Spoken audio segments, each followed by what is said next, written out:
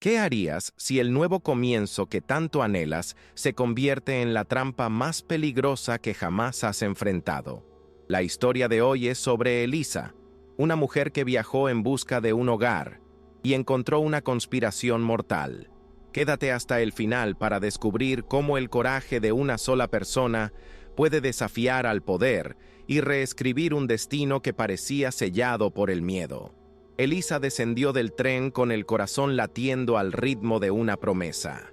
El aire de la pequeña estación era denso, cargado con el olor a carbón y a tierra húmeda, pero para ella olía a futuro. Sostenía con fuerza su modesta maleta, que contenía no solo ropa, sino el peso de una vida entera de dificultades que había decidido dejar atrás. Esperaba ver a Heitor, el hombre cuyas cartas le habían pintado un horizonte de paz y estabilidad, un refugio seguro. Sin embargo, en el andén solo había un silencio expectante, una quietud que no era de bienvenida, sino de abandono. Nadie la esperaba. Nadie sostenía un cartel con su nombre ni le ofrecía una sonrisa tranquilizadora. Una extraña intuición, una voz fría en la nuca, le advirtió que algo no estaba bien. El jefe de estación la miró con una mezcla de lástima y curiosidad, pero no dijo nada. Impulsada por una inquietud creciente, Elisa se alejó de la estación principal, siguiendo un sendero apenas visible que corría paralelo a las vías muertas. Allí, semioculto por la maleza crecida y el óxido del tiempo, yacía un viejo vagón de carga, desenganchado y olvidado. Un ruido ahogado, casi imperceptible, como un sollozo contenido, la hizo detenerse. Con el corazón en un puño, se acercó y empujó la pesada puerta de metal, que se abrió con un chirrido agónico que rasgó el silencio. La escena que la recibió la dejó sin aliento, congelando la sangre en sus venas. En la penumbra del vagón, acurrucados sobre mantas raídas y sacos de arpillera, 7 pares de ojos infantiles la observaban con una mezcla de terror y desafío. Eran niños de diferentes edades, desde una pequeña que no tendría más de 5 años, hasta un muchacho que rozaba la adolescencia. Estaban sucios, delgados, pero sus miradas contenían una intensidad que desmentía su fragilidad. No había rastro de Heitor por ninguna parte. Solo el silencio de esos niños asustados y la abrumadora certeza de que la promesa de un hogar se había transformado en un misterio aterrador. Para entender la magnitud de su decisión, es necesario volver atrás, al mundo que Elisa estaba tan desesperada por abandonar. Había crecido en un orfanato, un lugar donde la supervivencia se aprendía antes que las letras, y donde la única pertenencia verdadera era la propia resiliencia. La vida le había enseñado a ser práctica, a no esperar nada de nadie y a construir sus propias defensas. El matrimonio por correspondencia con Heitor no era un sueño romántico, sino un plan calculado. Era su única oportunidad de escapar de un destino de servidumbre en la gran ciudad, una oportunidad de tener algo que nunca había conocido, un lugar al que llamar hogar. Las cartas de Heitor eran sencillas, directas y llenas de una honestidad que a Elisa le pareció genuina. Hablaba de su granja, del trabajo duro bajo el sol, de la tranquilidad de las noches estrelladas lejos del bullicio del mundo. Le prometió un techo, comida en la mesa y, sobre todo, respeto. Para una mujer que solo había conocido la indiferencia, esas palabras eran un bálsamo.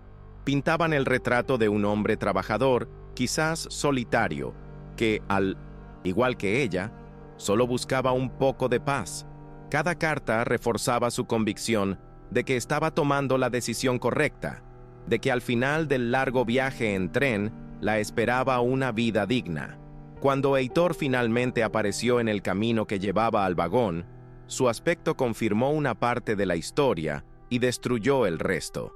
Era un hombre alto y fuerte, pero sus hombros estaban caídos bajo el peso de una carga invisible. Sus ojos, los mismos que en las fotos parecían amables, ahora estaban ahuecados por el agotamiento y la paranoia. No hubo un saludo afectuoso, Solo una mirada de pánico al ver a Elisa frente al vagón abierto. Al ser confrontado, las palabras tropezaron en su boca, tejiendo una historia que era a la vez plausible y terriblemente incompleta. «Son huérfanos», dijo, su voz apenas un susurro ronco. «Hijos de un primo lejano. Sufrí un accidente. No tenían a nadie más. Tuve que acogerlos». La mentira era una manta delgada que apenas cubría la verdad desnuda. Le suplicó a Elisa que guardara el secreto, argumentando que el pueblo era cruel con los forasteros y que la burocracia de los servicios sociales los separaría. Había tal desesperación en su mirada, una vulnerabilidad tan palpable, que Elisa, en contra de su juicio, sintió una punzada de compasión. Decidió aceptar su explicación, al menos por el momento, sin saber que ese primer acto de confianza era el primer paso hacia el centro de la tormenta. La casa de Heitor era exactamente como la había descrito: simple, rústica y solitaria. Pero pronto quedó claro que la verdadera vida no transcurría entre aquellas cuatro paredes. Su hogar real, el centro de su existencia, se encontraba en el vagón abandonado. Elisa se vio arrastrada a una doble vida. De cara al pueblo, era la prometida recién llegada. En secreto, se convirtió en la cuidadora de 7 niños asustados.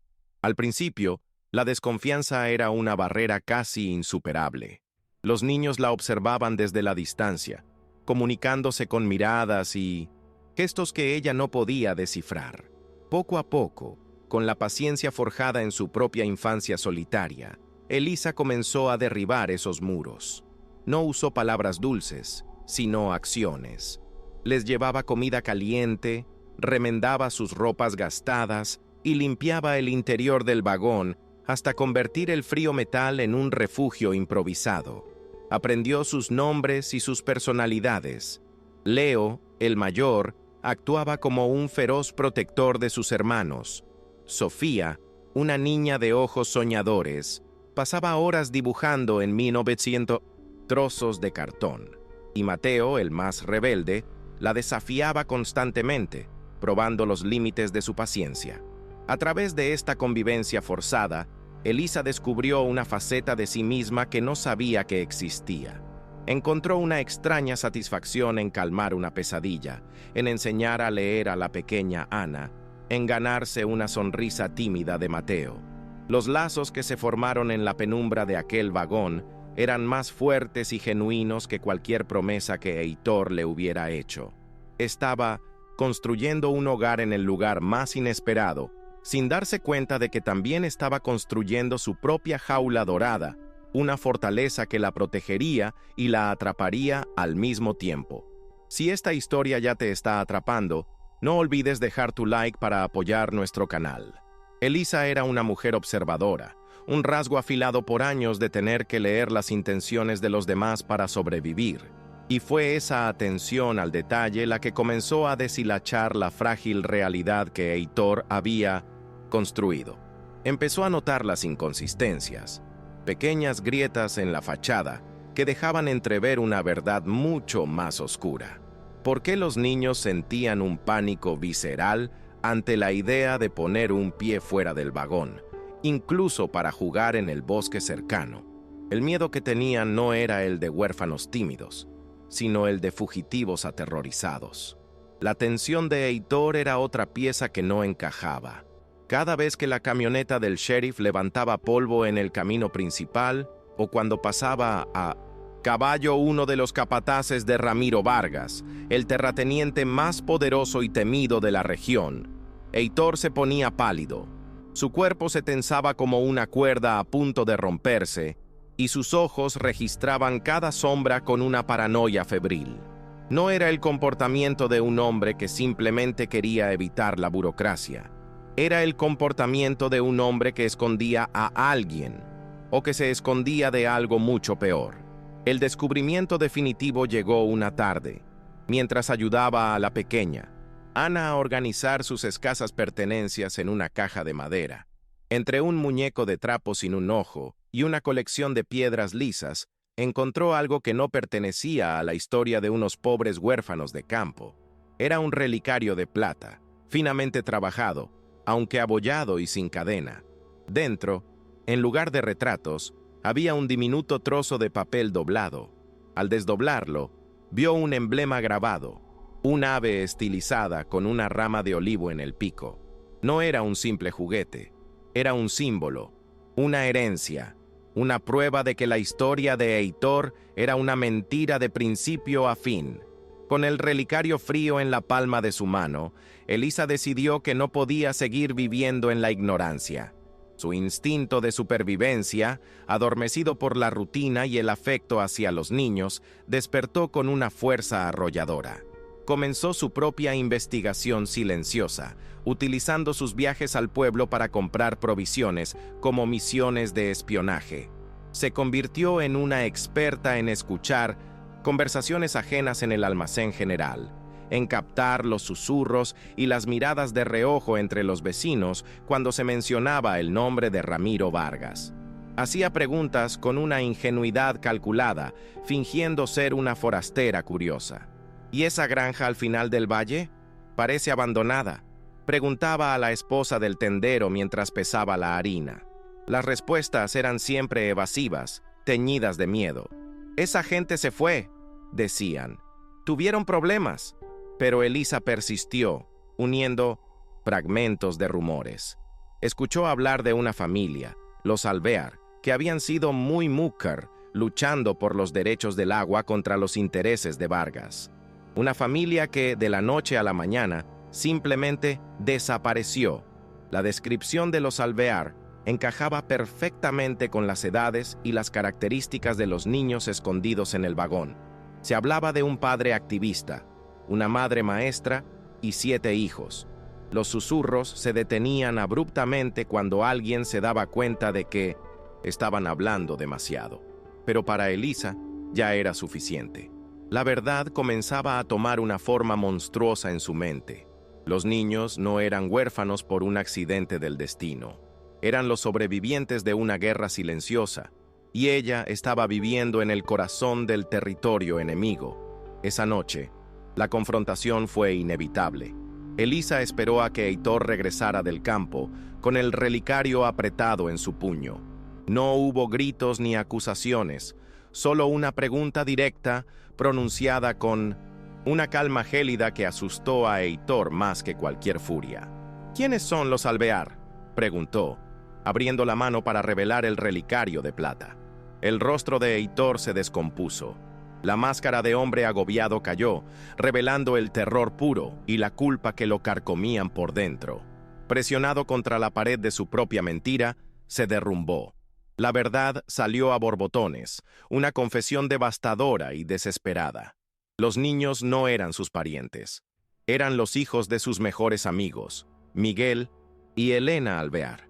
Miguel había liderado a un grupo de pequeños agricultores en una disputa legal contra Ramiro Vargas, quien estaba desviando ilegalmente el río para regar sus vastas plantaciones, dejando secas las tierras de los demás. Una noche, los hombres de Vargas llegaron a la granja de los Alvear. Heitor, que vivía cerca, escuchó los gritos y los disparos, pero llegó demasiado tarde. Encontró a los niños escondidos en el sótano, mudos de terror. Miguel y Elena habían desaparecido, probablemente asesinados. Heitor, consumido por la culpa de no haber podido salvar a sus amigos, les hizo una promesa a los niños: los protegería a cualquier costo. El plan del matrimonio con Elisa había sido un acto desesperado. Necesitaba crear una fachada de normalidad, una familia que nadie cuestionara. Necesitaba una aliada, alguien que pudiera cuidar a los niños mientras él trabajaba y vigilaba, porque sabía que no podría protegerlos solo por mucho más tiempo. La buscó a ella, una extraña, sin lazos locales, precisamente porque nadie en el pueblo la conectaría con la familia desaparecida. La confesión de Heitor dejó a Elisa en un silencio atronador. La verdad era mucho peor que cualquier cosa que hubiera imaginado. No se había topado con un problema familiar. Había sido invitada al epicentro de una conspiración mortal. La paz y la estabilidad que había venido a buscar eran una ilusión. Ahora era cómplice de un hombre que escondía a los únicos testigos del crimen de un terrateniente poderoso y despiadado. La elección más sensata, la única elección lógica, era huir, coger su maleta, volver a la estación y no mirar atrás, salvar su propia vida. Pero entonces, su mirada se desvió hacia la puerta, como si pudiera ver a través de ella, hasta el vagón de tren.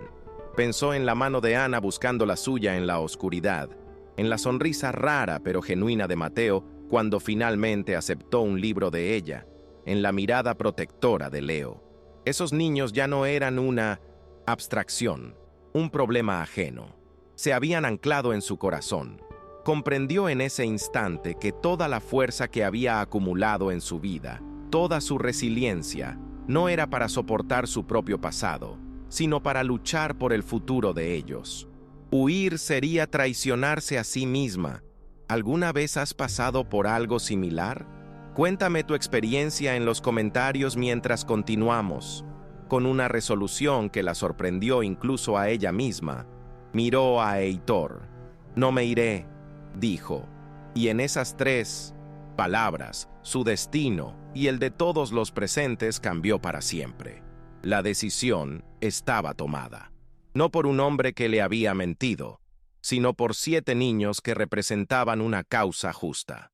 Su búsqueda de un hogar había terminado, pero su lucha por crear uno apenas comenzaba. El matrimonio nunca se celebró, pero en su lugar nació algo mucho más fuerte, una alianza estratégica, una sociedad forjada en el secreto y el peligro compartido. La dinámica entre Elisa y Heitor se transformó por completo. Ya no eran una novia engañada y un novio mentiroso, sino 2 soldados en la misma trinchera, 2 padres improvisados para una familia que el mundo no podía saber que existía. La inteligencia práctica de Elisa y su coraje tranquilo se complementaron con el conocimiento local de Heitor y su desesperada determinación. Juntos, comenzaron a planificar. Su objetivo ya no era solo esconderse, sino sobrevivir y, eventualmente, encontrar una manera de exponer la verdad sobre Ramiro Vargas. Fortificaron el vagón, crearon rutas de escape de emergencia a través del bosque y establecieron señales secretas. Elisa asumió por completo la educación de los niños, no solo enseñándoles a leer y escribir, sino también a ser silenciosos, a observar, a entender el peligro que los rodeaba. Se convirtieron en una unidad, una familia improbable unida contra el mundo. La historia aún no ha llegado a su fin. La lucha contra Ramiro Vargas es una montaña que apenas han comenzado a escalar, y el inocen peligro acecha en cada sombra. Pero la conclusión de esta etapa de su viaje no se encuentra en una victoria final, sino en una escena de tranquila resistencia. Una noche, Elisa está sentada en el suelo del vagón, iluminada por la luz de un candil. Lee una historia en voz baja para los niños, que están acurrucados a su alrededor, sus rostros antes marcados por el miedo, ahora relajados en una confianza ganada a pulso. Heitor entra en silencio después de un largo día de trabajo y vigilancia. No dice nada. Simplemente se sienta entre ellos, apoyando la espalda contra la pared de metal. Observa la escena y una pequeña sonrisa, la primera sonrisa genuina que Elisa le ha visto, toca sus labios. En ese momento, dentro de ese vagón de tren oxidado y olvidado, Elisa comprende la verdad más profunda de su viaje. No encontró el hogar que esperaba, con una cerca blanca y una vida tranquila. Encontró el hogar que necesitaba, un santuario de amor y resistencia forjado en la adversidad. Una familia improbable donde su fuerza, por primera vez en su vida, había encontrado su verdadero y valiente propósito. Y así termina la increíble historia de Elisa y los 7 niños del vagón. Es una prueba de que, a veces, el hogar no es un lugar que se encuentra, sino uno que se construye con coraje, lealtad y amor frente a las mayores dificultades. Nos encantaría saber qué piensas. ¿Cuál crees que es la lección más importante que nos deja esta historia? Comparte tus reflexiones en los comentarios.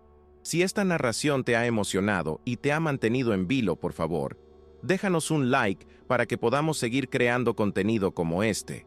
Y si eres nuevo por aquí y no quieres perderte ninguna de nuestras futuras historias impactantes, considera suscribirte al canal y activar la campanita de notificaciones. Gracias por acompañarnos hasta el final. Ahora, en tu pantalla aparecerán otros videos. Haz clic en uno de ellos y sigue explorando las historias que tenemos para ti.